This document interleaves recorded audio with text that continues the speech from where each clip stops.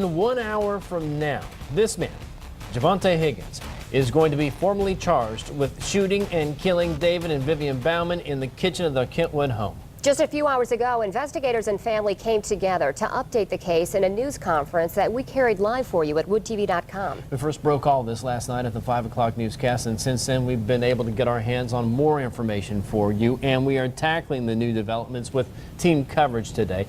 Amanda Jarrett has been going through court documents all morning long to find out what police think happened in the hours before the shooting. But we start with Leon Hendricks, who was at that news conference and heard from family members for the first time since the news broke last night. Leon?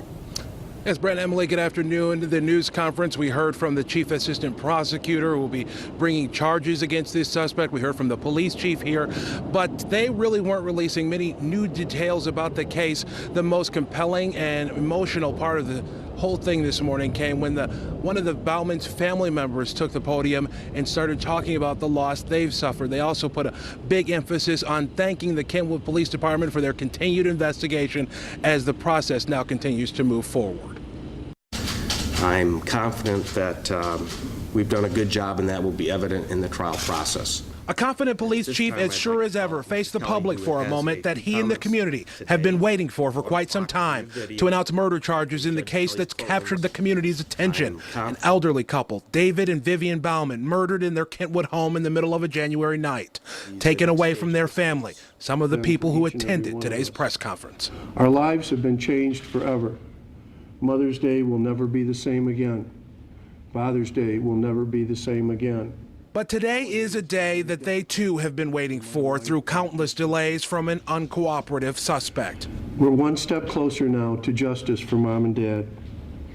Evil has visited our family, but we will persevere. Few new details were released about the case, but authorities did address the person in that sketch that was released early on, who at one time was believed to be a possible accomplice, aiding in the cover-up of the murder. We don't believe there is one. This afternoon, Javonte Higgins will go before a judge to hear the most serious of the charges he faces. Another step in what has and will likely continue to be a long process toward justice. The individual that did this does not deserve any leniency and should be prosecuted to the fullest extent of the law.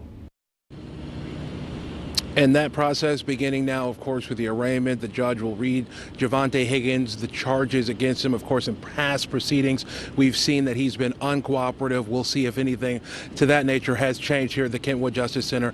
Again, that's expected in about an hour. The prosecutor admits that this process has been slow, likely largely in part because of the uncooperation of the suspect, but he put out the warning right away that this process will likely continue to be a slow one, asking for the public's patience as they work through the justice process. Reporting live in Kentwood, Leon Hendricks, 24-Hour News 8.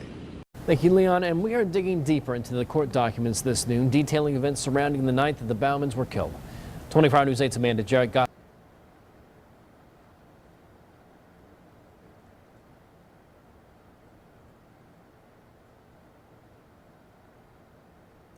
Brett, witnesses say Javonte Higgins came to them in the early hours of January 5th, asking them for help, saying he'd, quote, shot some people, asking them to help him get rid of a car that matched the description of the Bauman's vehicle.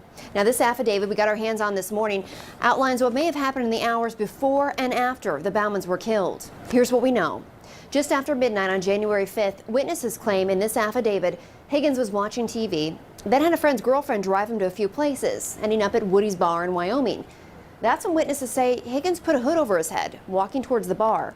They thought he had a gun with him and was going to rob Woody's at the time. Friends in the car stopped him and convinced him to leave. Higgins then gets dropped off at the corner of Yorktown and Discovery and isn't seen again until around 3 or 4 in the morning.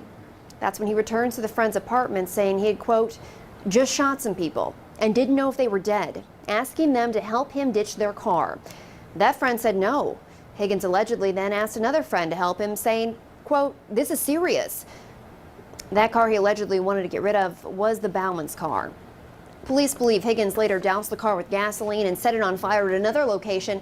He was caught on camera buying gas and putting it in an orange Home Depot bucket, the same one found by the Bauman's charred car. Now, we have this entire affidavit posted for you right now at woodtv.com. You can check out yourself in the story. Live in Studio Control, Amanda Jarrett, 24-Hour News 8.